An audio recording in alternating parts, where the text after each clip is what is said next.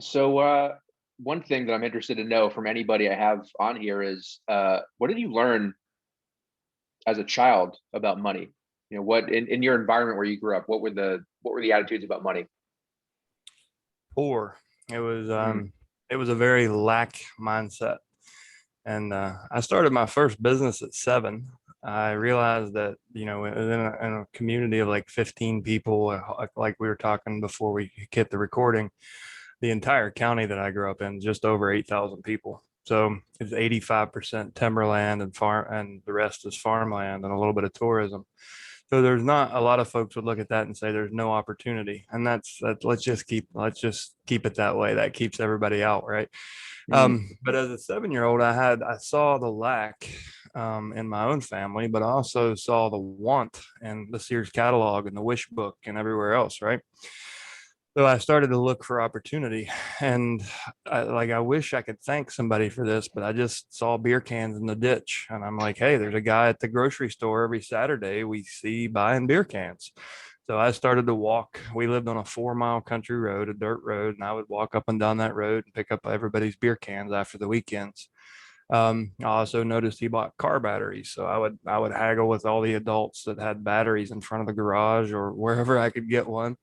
And then the other thing was deer hides, like deer skins, and I everybody just throws them over the hill, right? Like they go to waste. But I noticed that guy was doing that. So in 1985, I guess 87, 88, I convinced my dad to take me to the feed store and loan me the money to buy a bag of cattle salt, and then to drive me around to hunting camps and get deer hides. And I would scrape them, salt them, roll them, and sell them to this fur trader slash beer can buyer. And the first time I did that, I made like 150 bucks, which as at a 7 years old. at 7 years old, I was a first grader. And I was just like, and my whole mindset around money changed. So from that point forward, like I ended up having to negotiate with my parents to get me a checking account because they were worried about what other people would think if their 7 year old had his own checking account. And it took me several passes. And I'm like, listen, I can't have all of this money here. Like, we need to, because it was getting into the hundreds, right? So I finally got my mom to take me down and co-sign on a checking account, and I got a Bart Simpson checkbook, and I was like, I made it, brother. And of course, I took it to school, and I'm like, hey, I'm going to pay my lunch bill. And I did it in front of everybody.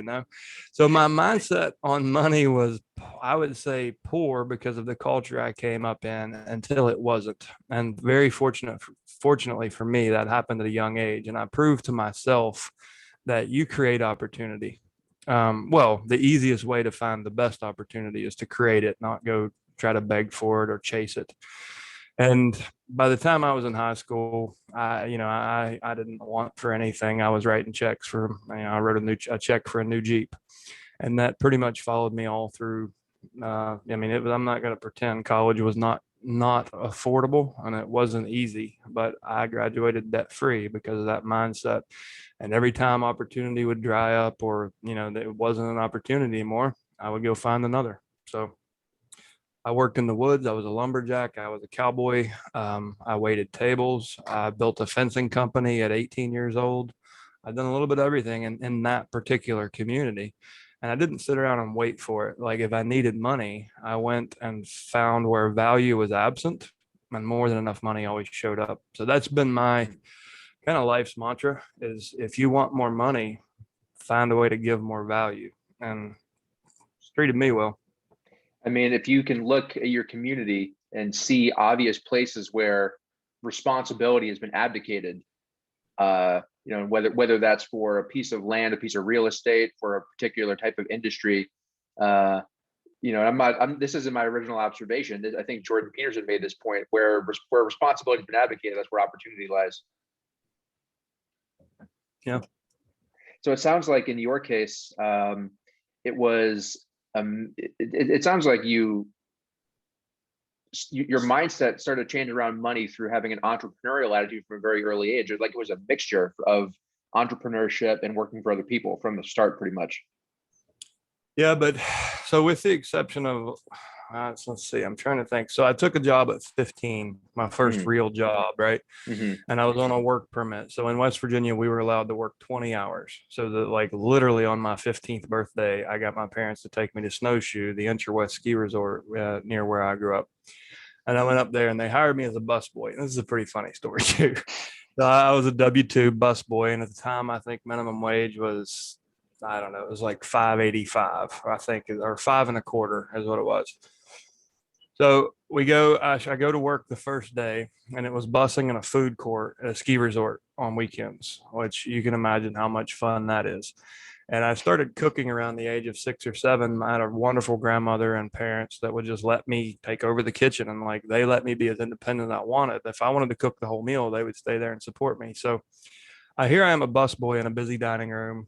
Things are piling up. They didn't have enough help. But the bigger thing is there was a line all the way out through the lobby because the guy running the brick oven pizza station couldn't keep up. But actually, about 2 hours into that first job, I went and got an apron, jumped in behind the pizza counter and started cooking. And my manager came out just raising hell because all the trash cans were spilling over. And I was like, here's the deal.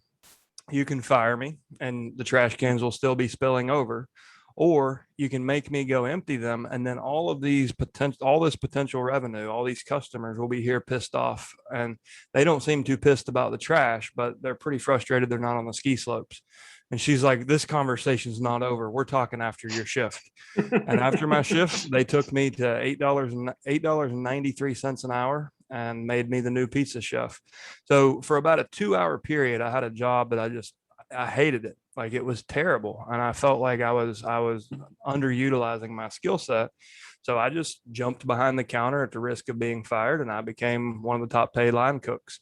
And the other line cooks, it was kind of like being the new kid at school. Like they didn't like it a whole lot because I just went from busboy to line cook. You became their boss. You went from their underling to their boss in one fell swoop. So that was my, and that's frank, like kind of been my only job. All the way through college, I waited tables, and that's basically your own little business. You make 213 an hour. Um, and all the way up until the FBI recruited me out of college was the next W-2 offer. And but those are like the only two W-2 jobs I ever had in my life, other than commission only W-2s or the W-2s I issue myself for my own companies. That's interesting. So in the restaurant job, it sounds like you took some entrepreneurial kind of initiative within the bounds of being a W-2 employee. You went and took on more responsibility, and and found an opportunity where responsibility was being abdicated. Um, I And I wonder did if, that one other time. I don't know, man. You tell me. You can keep me in line, keep me between the lines here. But don't worry in about it. Go off. when I was 20 or 21, I was working in a fine dining restaurant, and I had worked my way up. I became the top wine salesman at the resort, and I was loving waiting tables. I had a ball, and I made really good money. I was making the equivalent of like 80 grand a year. I was only working part time, but really good money when you're a college kid trying to pay cash for college, right? And the restaurant manager, who was given a great opportunity to come manage this restaurant, decided he was going to take a bottle of Dom Perignon and share it around with some of the other employees. He got caught. They fired him. And Mm. I came into work and there's no manager. I'm like, what are we doing? And they didn't have a plan. And it was mid-season in a ski resort. And I'm like, here's the deal. I'll do it, but I'm not coming off the floor because I love waiting tables. I love the psychology of it. I love the action of it. Like I love the money. And I knew that I made about twice what a manager made. So I was like, here's the deal. I'll do all the management responsibilities, and you'll push my pay up to bartender pay, which is the highest that they offer, which was like, I don't know, $7 instead of 213. And I get to keep 100% of my tips. And I basically discreetly managed the restaurant for the rest of the season as a server. And I just stepped into the spot, and they didn't have to go hire a manager. So I kind of did, and that was at the same resort. So, and ironically, the woman who came out and was going to fire me, 6 years prior when I was in high school, she was one of the higher ups in the food and beverage department. She's like, you just never stop, do you? So it's so interesting that you within the confines of working for someone else, you basically found a way to give yourself a raise, the way most people would do, only through an entrepreneurial kind of venture. Yeah, absolutely. And I wonder, and were there any kind of similar opportunities in the FBI to to show some of that kind of initiative? So they offered me the opportunity, and that's when I left. I Mm. was recruited into the FBI and I had a hearing waiver. I can't hear 6,000 megahertz. And when I started the process, they knew that because I gave them 9 failed hearing tests from the U.S. military. So I was wavered in, given a field job in law enforcement, was in line for special agents. And then a new guy came in and said, "Oh, Mr. Corbett's a liability. Offer him a big bump in pay and give him a desk job in a basement, like 10 stories down." And that was my last day. So I had the opportunity to jump, like as a first year employee, to jump to like a senior pay scale. But the violation of my principles and just the in my perception, the pure dishonesty of it all, I was done because I had trained for 8 years. I also started going to police academies at 15 years old when I was doing that other stuff we talked about, and I trained my ass off. So when that was taken from me and they tried to dangle a carrot of a desk job and a big ass raise, that's when I didn't take. I walked away, and I So went back to building fence. you got into it wanting to be in the field, and taking a desk job felt like a betrayal of what you joined the FBI in the first place for.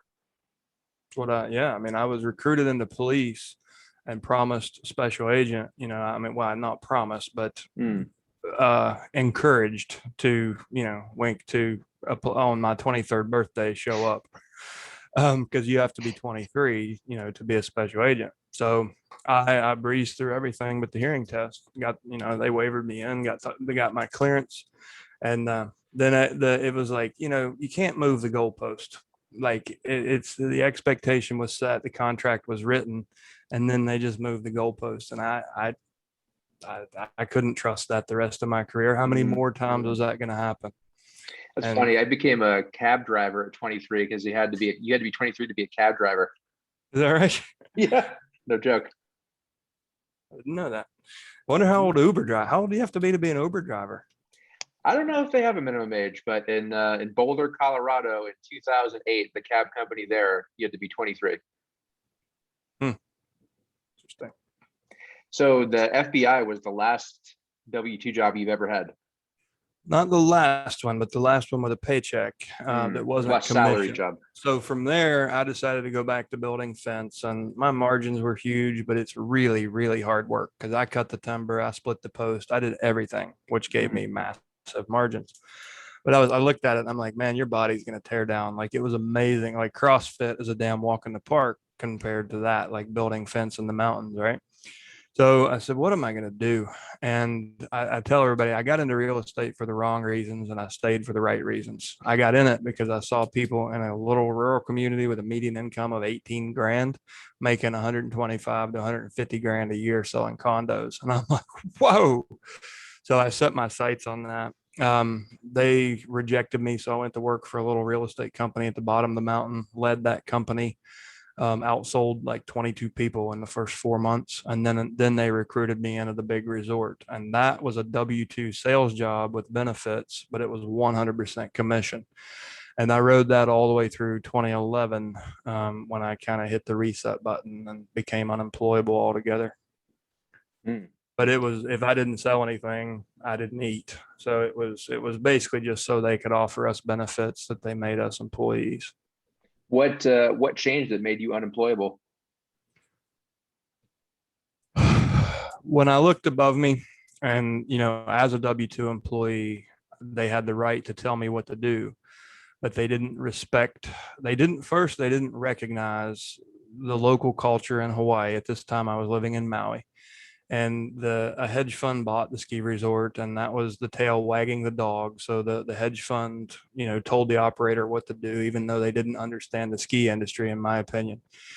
So they also didn't take the time to understand the local culture in Maui, and they didn't take the time to actually realize that their sales team were humans. So they cut the marketing budget to zero. They put almost unattainable goals in place. And that last year, they said, all right, we're cutting your marketing budget to absolute zero. You need to sell $100 million this year. And we sold 50 the year before. And I'm like, okay, well, what kind of help are you going to give us? No help. This is your job. So we're on an island. We're not allowed to sell anything off resort. They do no marketing for us, and they demand that we double. Like, so it was completely out of my control. It was setting the sales team up for failure. And when I look, those were W-2 people in their mid 40s that would do anything for a paycheck. And that to me was a fucking wake up call. And I'm like, not me, brother.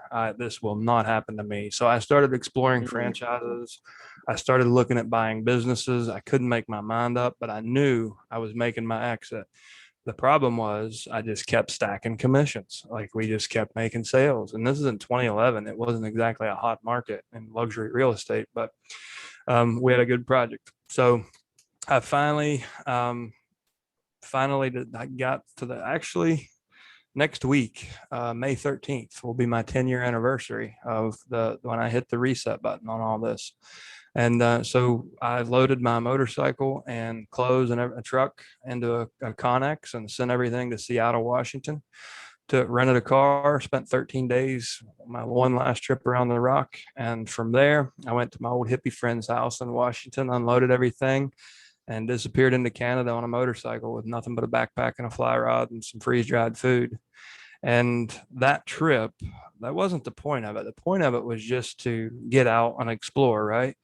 But 2 months in the Canadian backcountry by yourself with a journal and no electronics, it was very reflective time and very introspective time. And that's where I met this guy.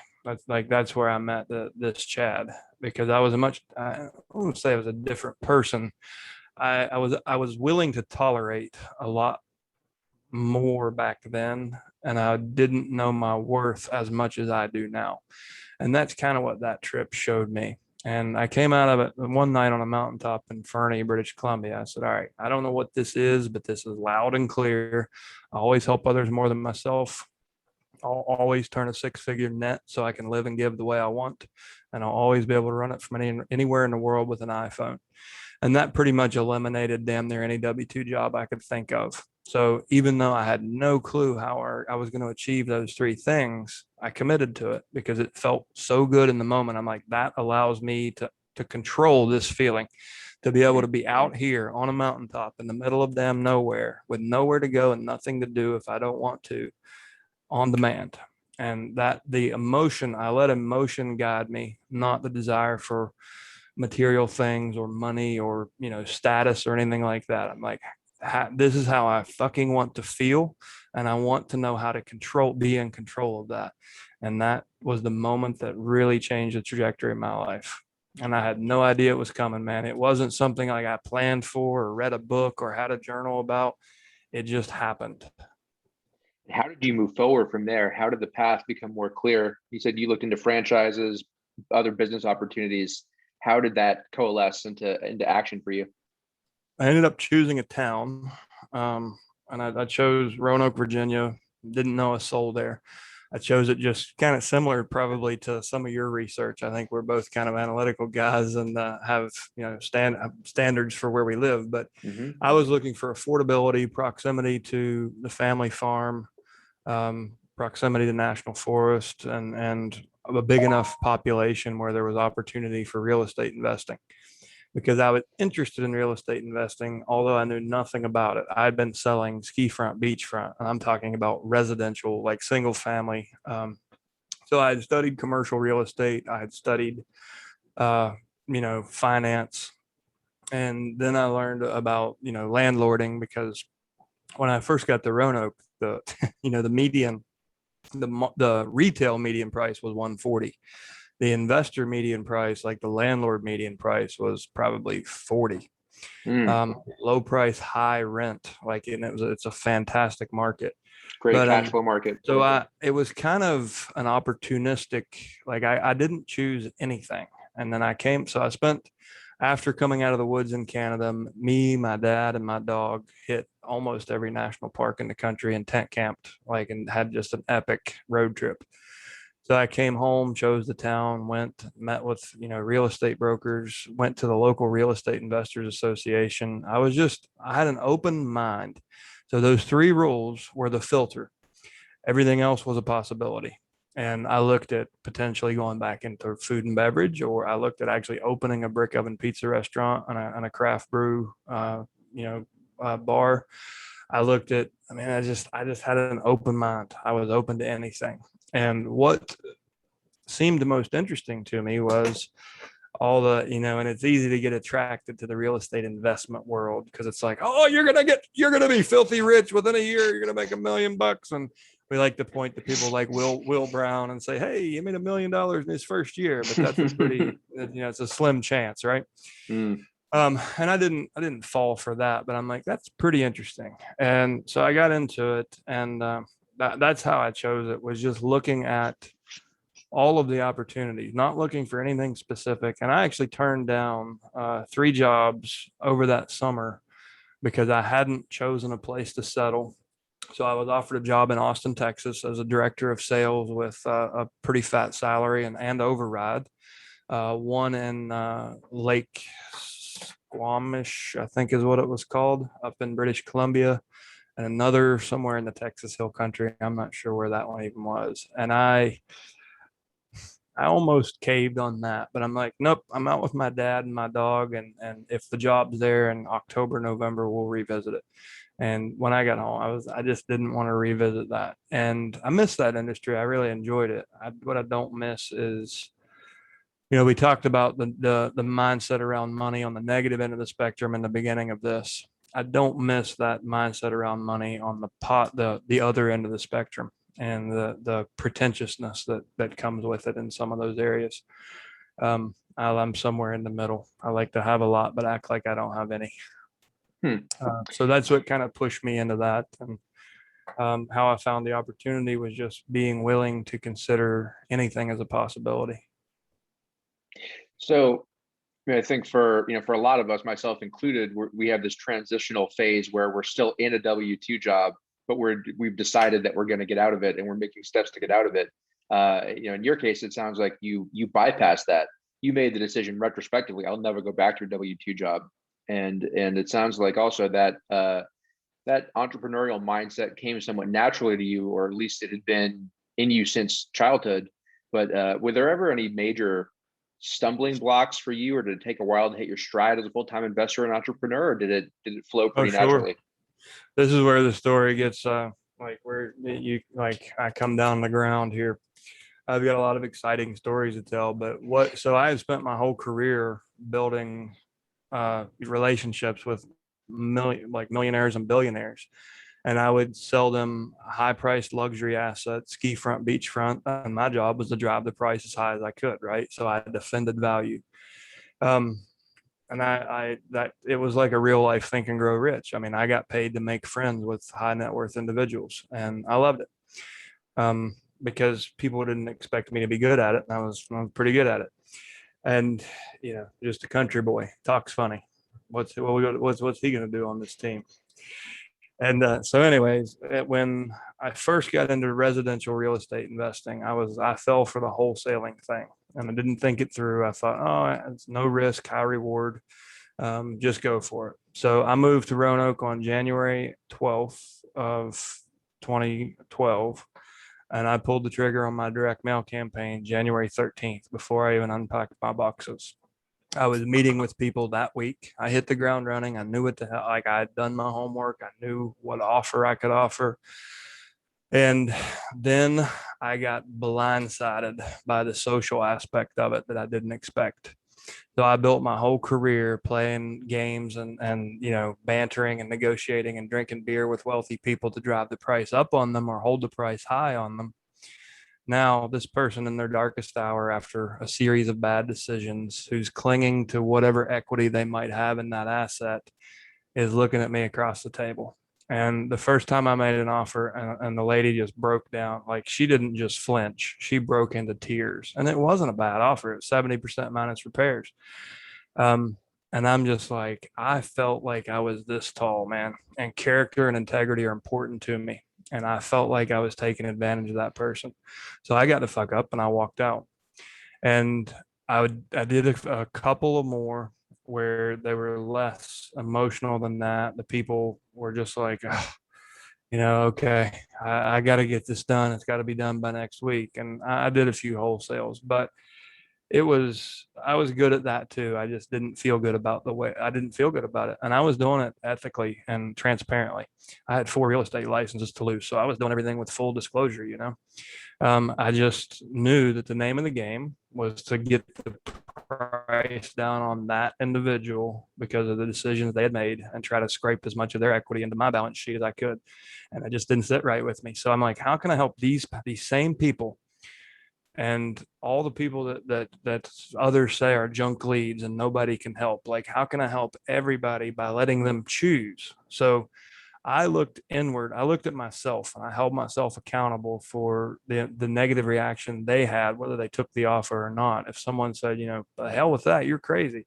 I'm like, there's got to be a better way. So I started looking at how I can help anyone, regardless of what decisions they made, what their equity level was. If they had a house and they had a motivation to sell, I needed to have a service.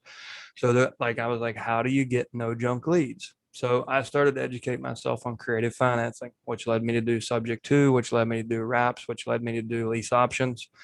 And I like, lease options. I had a 95% close rate because I gave a damn and I did it with integrity. And so that was where I really found my creative genius, as Gay Hendricks would put it, like in making a commitment to myself to never have to say no without offering. Like, no was never an answer. I can't help you was not a statement that I would say.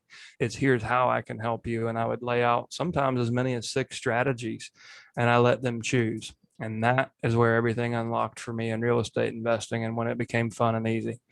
And that way, like, and I have a map, I have a mind map of this that I actually just made recently. So I follow a very logical progression.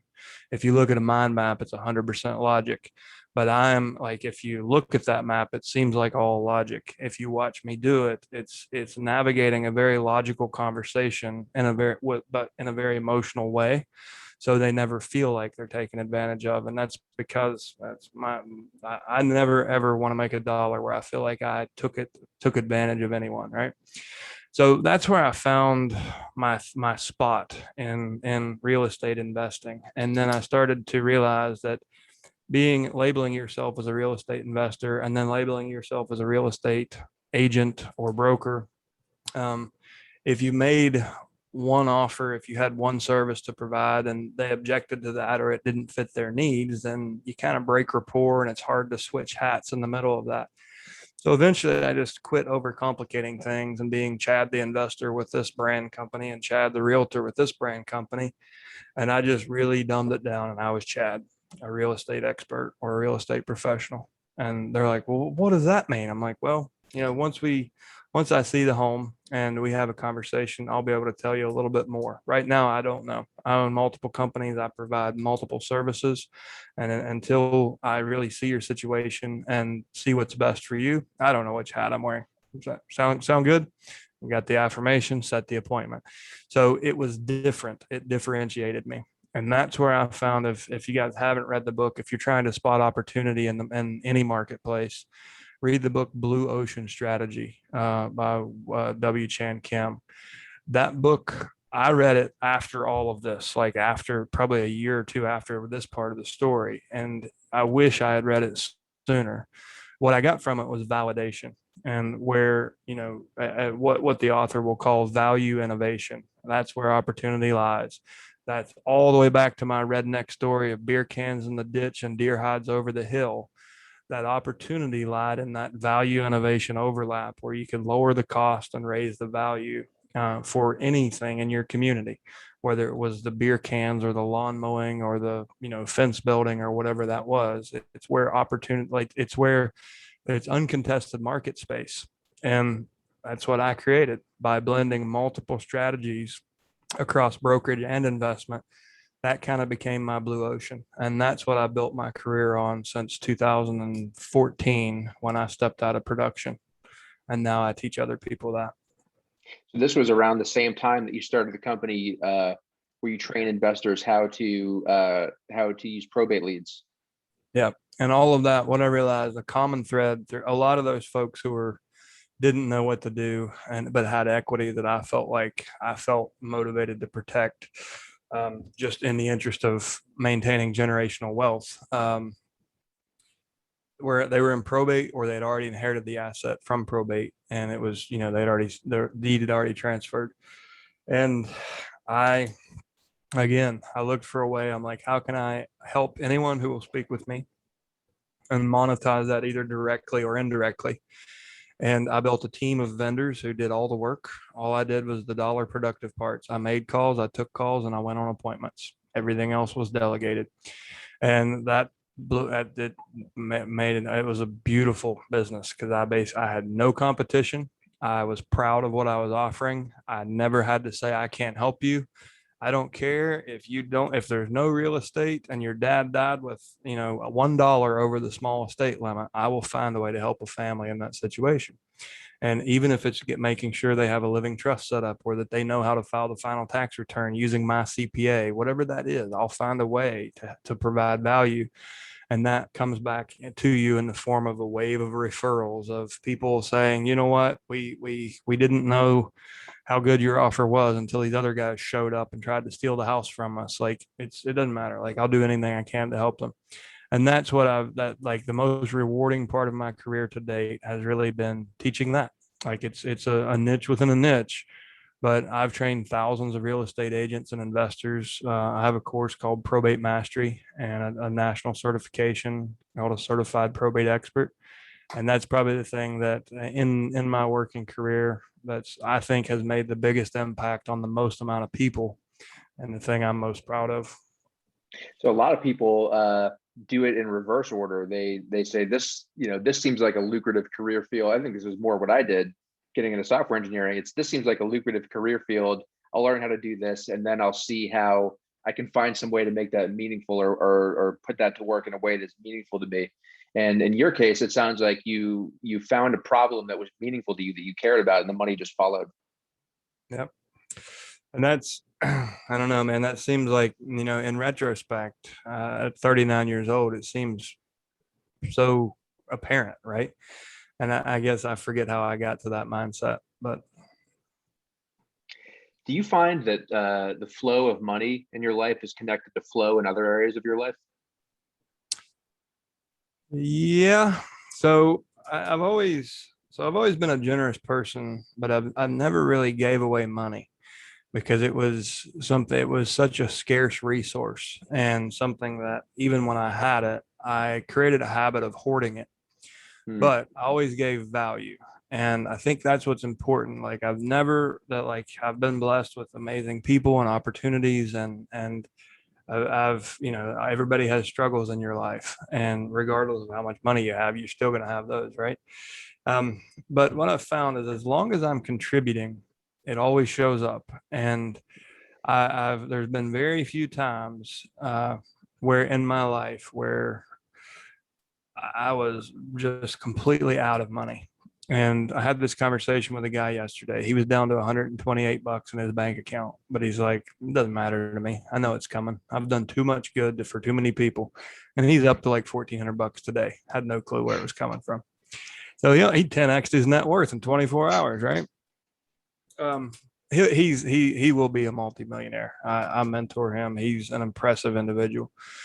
Um, but for me, it's whether it's been giving away cash, or giving away time, or giving away knowledge, or just looking somebody in the eye and listening, whatever that might be. If you're contributing, there always seems to be an ongoing flow of money into my life. And the more I contribute, what I will say is the intensity of your contribution and the authenticity of your contribution will amplify the amount of money that comes in. That's the other thing I've noticed. When I first joined GoBundance, everybody made fun of me. My first one sheet, I spent $50,000 in a year, and I had my contributions were 163,000 for that year.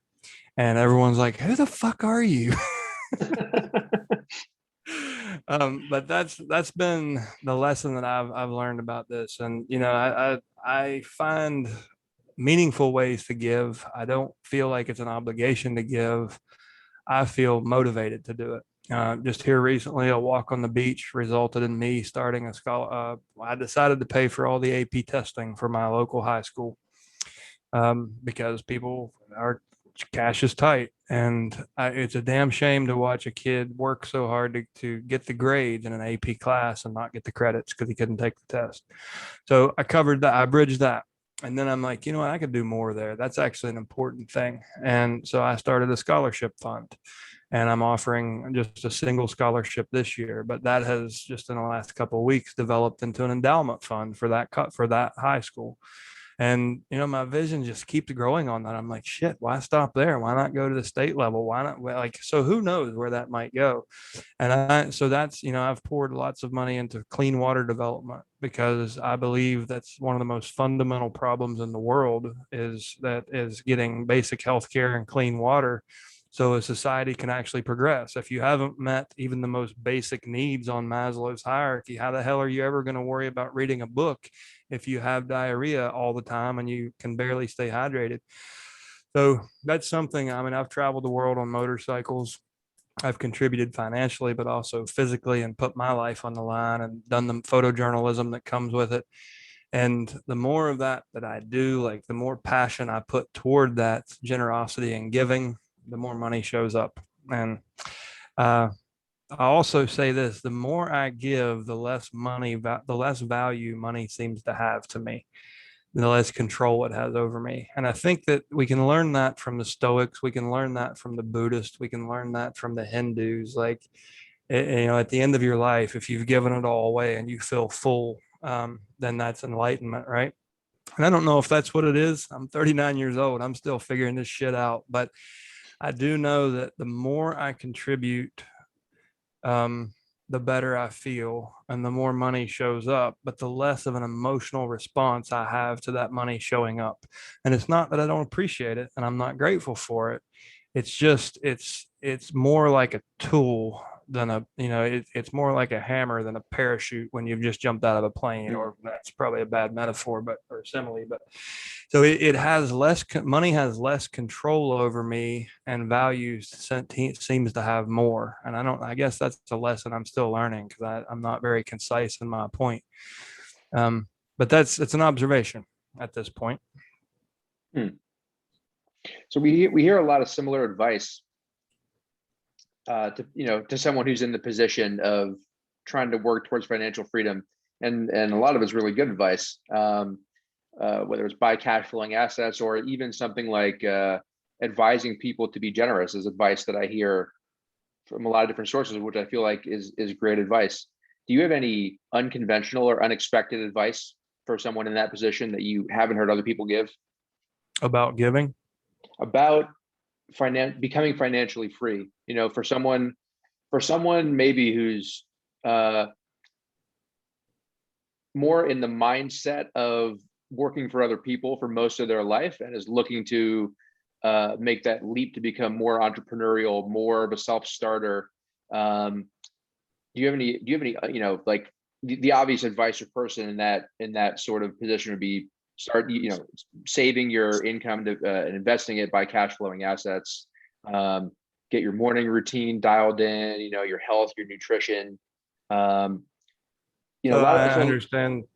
I think for me, and this is, this might be where I deviate from others, but I think step one in that is you've got to get to a point where you care about others, but you don't give a shit about what they think about you. You need to know who you are in your heart. You need to know what your purpose is. And if your goal is money, money, money, money, money, you need to get a better goal. What do you want to do with that money? Why do you want to do that? You'll ultimately find money comes down to a feeling, and it's an emotion. You need to get to that root emotion that you desire to feel. And every time somebody says, you can't do this, you're going to fail at it, you need to look at them and think, you're not going to fucking steal this from me. And so stop taking advice from people who are parallel with you or who haven't done what you want to do, who aren't the person you want to be. If you can't find a mentor, that's fine. YouTube is full of them. And if you want, like, that's the best way. I unfortunately didn't have that. I hacked my way through this and learned the hard lessons and read thousands of books. And YouTube came around maybe halfway through all these stories, and I've gotten a ton of value from it since then. But in the beginning, I didn't have that. But I would say you need to focus on thinking unconventionally if you want an unconventional result. And that is the biggest step one I could ever, the best advice I could ever give, because the people who I went to high school with who still think the way, or college, especially, then you're kind of, you've developed your personality, and you can start to really see who that adult is in college. The people who are thinking the way they were thinking when we were in college are in a much different place, and they're still thinking the same way. The people who I know and the people who I've met and connected with, including you, like from around the world, like the common thread through people who impress me and people who I go, wow, I really aspire to be more like that. The common thread is they think unconventionally. So when you're thinking you have to have that job, you have to have the security of that, you have to this, you have to that, uh, just remember hashtag horse shit. And that's mine. I'm going to go ahead and trademark that. But it's not true. It's what you're conditioned. You're conditioned by your parents, your teachers, your damn insurance salesman, everybody. And if you haven't researched this, I had a friend who, she's very wealthy, but she's having a hard time today, and we all do.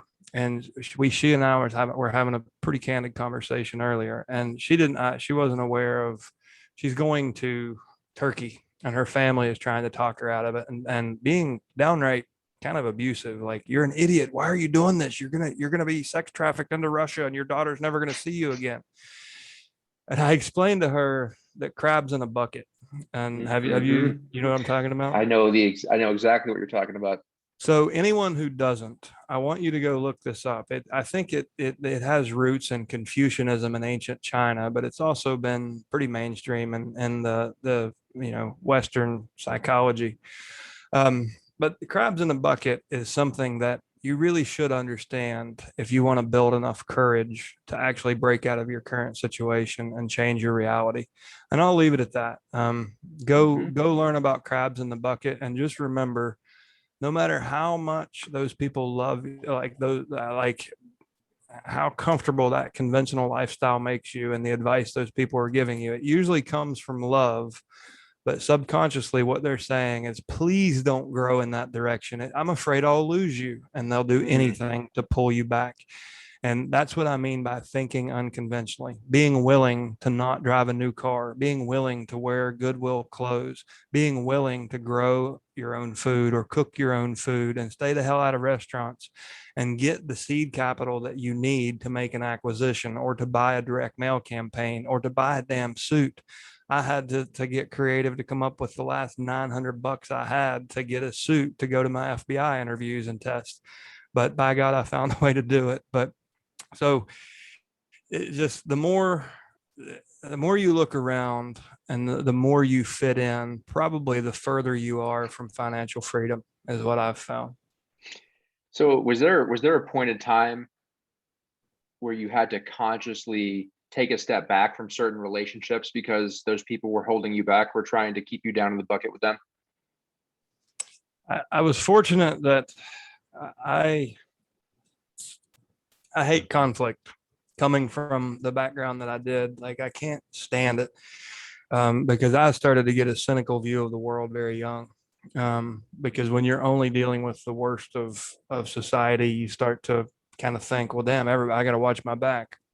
So my thinking changed along that time period that I was making that transition from that life into real estate and things. And what I find interesting is, nobody in the world is liked by everybody, but I never really had to break away from relationships or to sever relationships or block people. It just kind of organically happened, right? There's people you lose touch with. You didn't have to hurt their feelings. They don't have to tell you they think you're a pretentious rich asshole or whatever they think. It's just, it was almost like with mutual respect, we grew in different directions. So I don't have any profound, like, dramatic stories about it or advice to give other than just be true to yourself and focus on where you want to be. And people don't tend to get in your way if you're on the right path. But Yeah, I have. watch what they do to each other. Like Mm, they'll beat the shit out of each other on the path beside of you, the one that, and you're deviating from that. And the mhm, longer time goes on, like that few degrees of deviation, they can go, and all the drama and chaos goes this way, and your path goes this way. And so it's, don't get drugged back into that. If mm. you feel like you've made an escape and you're thinking differently and you're getting a different result, and people try to drag you back into that, don't fall for it. That's the trap. Mm. You'll be the crab in the bucket.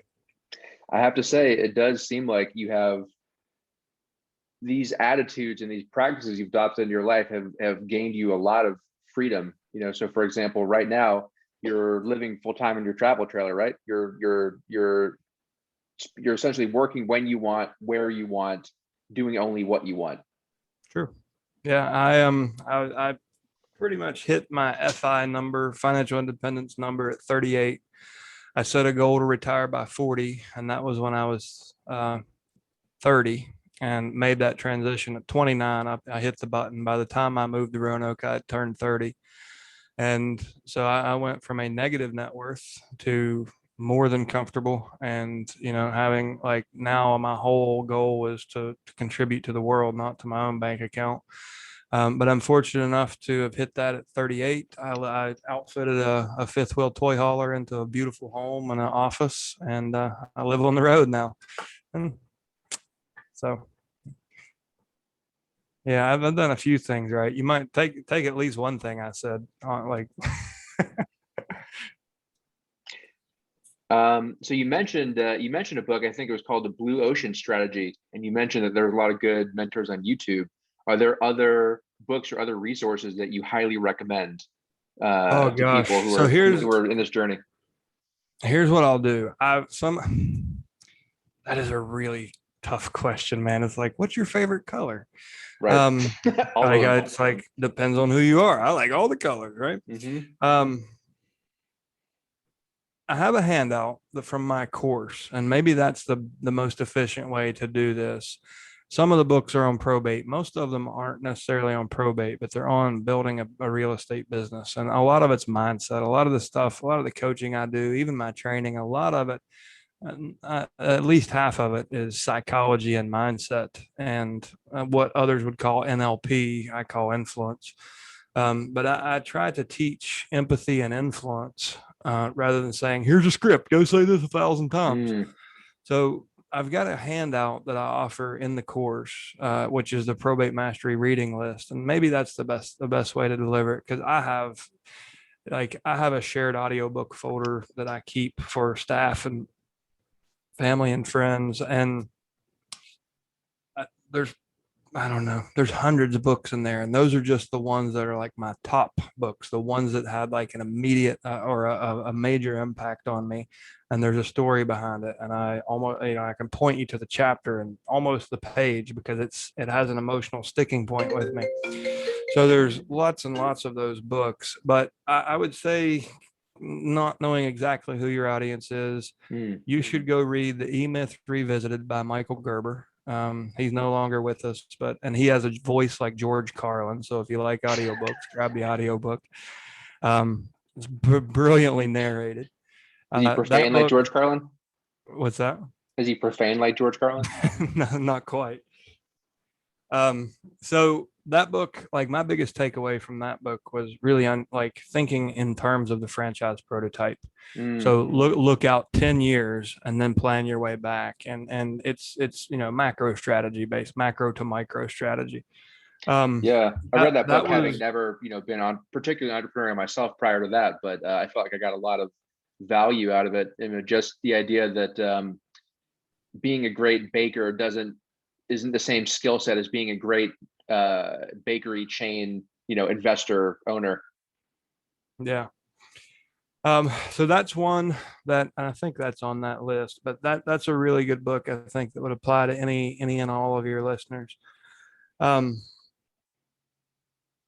think one that that came from your industry, Gabe, is written by a programmer. I think he was with Google, an engineer, and he really struggled with self-love, and he was really good at beating himself up. That's And relatable. that's on the tough days, and we all have them, guys. Like I have days where I have to journal all damn day to get things sorted out and realize why I'm being such a prick to myself. And I think it comes with when you hold yourself to a high standard of behavior and you want people to respect you, it's sometimes hard to even meet your own damn bar. A book that I believe is just as long as it should be, which is only about an hour and a half on audiobook. It's just maybe an 80 or 90 page book called Love Yourself Like Your Life Depends on It. And it has just enough to get the message across. It didn't need to be sold through a major publishing company. It didn't need to have 700 pages. It didn't need to be an 8-hour audiobook. And he self-published for that reason, because he was asked to fluff it up and make it something. So it's quality over quantity. But if you don't have those days now, you're probably not living to your potential. If you don't have days where you feel like you fucked up, or you're going to, or you suffer with confidence and self-love, you're probably living too complacent of a life, and you're going to get to the end of it and probably not be too fulfilled. Now, I may be wrong in that, but the people who I see struggle with self-love, usually it's because they have such a high standard for their existence and the mark they want to leave on the world. So I'm making some assumptions here that if that's the person hearing this advice, it's a book that you might not need it now, you might not need it 6 months from now, but if you're aiming high, you'll need that book. That's actually quite reassuring, because I feel like that is one of my biggest struggles is with overcoming really harsh self-criticism, and with consistently being loving and supportive of myself. So I guess it's good to know that, that's at least in part because I'm expecting a lot of myself, probably expecting a lot more of myself than some other people. Nobody's immune to it. Nobody great is immune to it. They may act like they are. They're called narcissists. So what's the best way? You mentioned you had a handout for your reading list. Is there a place for people to find that online, or otherwise, what's the best website or social media handle for people to get more information? Yeah, so I have my new company is the website we're using right now for the the current course is probatemastery.com. On Facebook, we have two different communities. If you've taken the course, you're welcome to Probate Mastery Alumni. That's only for people who have graduated and been certified. But the more public group is still closed. But for real estate professionals or aspiring real estate professionals, we offer mentorship within the group. Not paid mentorship. Like our members are very generous and compassionate people. So we have folks that I train that are making over $1 million a year consistently are mentoring our newcomers for free in a lot of cases. So it's not a money grab, but that community is Estate Professionals Mastermind on Facebook. That's one of the newest community that we've put out. And I really am terrible with email. You can find me in those groups, but you can try to email me. It's chad@magnumopusproject.com. So, and that's the name of my new company is Magnum Opus Project. It's the Probate Mastery lives within that brand. Very cool, man. I appreciate you again for taking the time. And I'm just thinking, what's the tagline going to be for you for this interview? Probably something like former FBI agent now is financially free and living in a van down by the river. I was gonna say redneck kid comes full circle once again, living in trailer house by the river. That's what I told my mom and dad. I'm like, hey, I'm coming home in a couple of weeks. Like, I finally made it. I'm finally living in a trailer on the river. I mean, you're doing the rich guy version of it. It's like, I could live in a house, I just don't want to. Right. Yeah. That's the best version. Right on, man. You gonna make it to Steamboat in August? I hope so. I'm supposed to be in Washington, but I may. I've got to. I was kind of holding back to see if that was actually going to happen, or if it would be cut in half again. But I hope to make it. Yeah. Even I was just thinking about it earlier. Even if I leave the trailer in Washington and just drive over, bring the mountain bikes in the truck. So You should come, you'll be man. there. I'll be there. Yeah, I'm already registered. Okay. You know, I realized I think I probably tell you this, but you know, when I joined GoBundance just over a year ago, and I felt like I got my money's worth just from the Facebook group and the Zoom calls. But after Me attending too. the mastermind last summer, I was like, oh, no, this is where it's at. Yeah. Spending a week with these Yeah. guys in person. There are a few guys that didn't renew, and they're like, "Oh, I just wasn't getting the value." And I'm like, "Hey, man, They you weren't get going to what." the live events, huh? Well, it's not even that. They just weren't participating. Like if you participate, you get more than you pay for. That's for damn sure. They were acting as, you know, they were GoBundance spectators. Yeah, well, not even. I mean, you don't show up for Zoom calls. You don't show up for, whatever's going on. You don't engage in the Facebook group. What are you going to get from it? It's, it's like, well, I put this on my, put it under my pillow and hope that the mastermind fairy shows up and makes me a wealthy man. Maybe I'll get richer just by being nominally in the same group as all these guys. Yeah, exactly. You know, it's funny. Like, I feel my biggest struggle since joining GoBundance has been like the friggin' inferiority complex. Is like, oh my god, these guys are all so much more successful than me. But you know, I've sort of like I've still got that, but it's like, you know, just learning to be like less jealous and more inspired. There you go.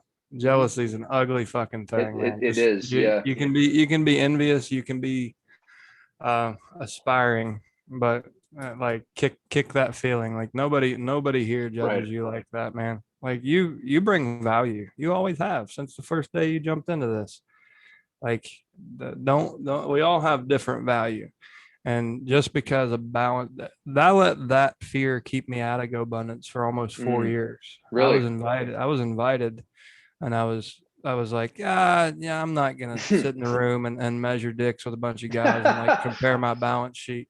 And I almost didn't join because I was scared of like, you know, oh, I'm gonna have like the lowest net worth and the highest body fat percentage in the room or something, you know. Yeah, it's a good thing you did, man, because I wasted a lot of time. I should have been in it a long time ago. And everything happens perfectly, man. Everything's a process, and I had some growing to do. With that mindset, I probably wouldn't have gotten nearly the benefit, and I sure as hell wouldn't have brought the value to the group that I have. So it happened just the way it was supposed to. And that's the same for you too. I'm super glad you're here, man. And I don't know when I'll make it back to Florida, but you should come to Colorado in August, and or come to Texas. Yeah, I'll do my best on Colorado. I need to come to Austin too. I mean, we've got that Bitcoin mine there in Rockdale, and I still haven't been there. Pat was down there last week to tour it, but no shit. I didn't know that there was actually progress on that project, that discussion. Oh yeah, it's going IPO. Oh no shit. Yeah, it's a pretty interesting deal. Interesting. Let's talk more about that soon. Yeah, there's some other stuff coming up, so there's some interesting things on the horizon. I got to run, but this will probably in the next. I'm going to say very likely in the next month. This is going to be up on the podcast and the YouTube video and also the transcripts. I'm still figuring out like how I'm doing. Like I started doing the transcription myself using like some software and then fixing it up, and I'm like, this is going to take a long fucking time.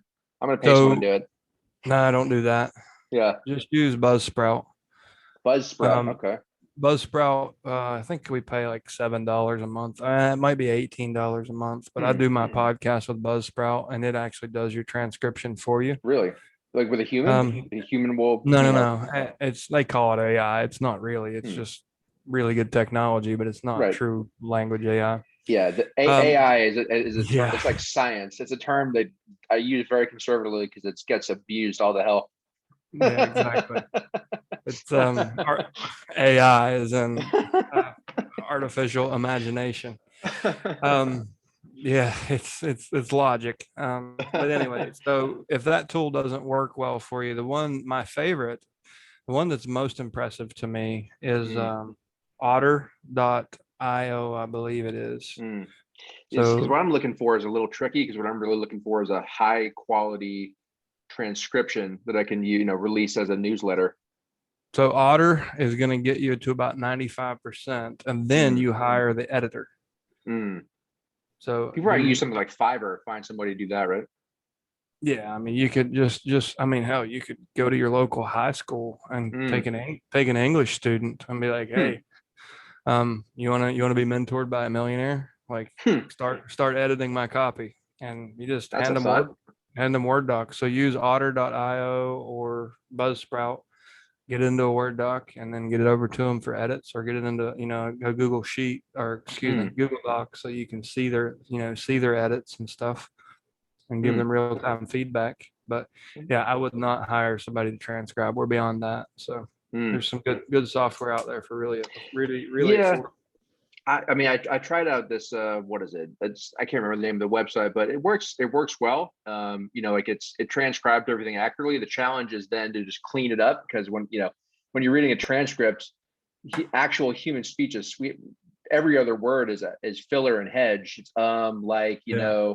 you gotta we repeat ourselves a lot, and to make it readable, you have to strip all that out. Yeah. Yeah. I mean, I think the combination, like you pay for an hour of editing versus hours of transcription, I guess. Hmm. Right on, man. Well, it's good talking to you. I should run, but let's catch up again soon. Okay. Thanks so much, All right. man. Have a good evening. Take care, Chad. See you later, Bye. man.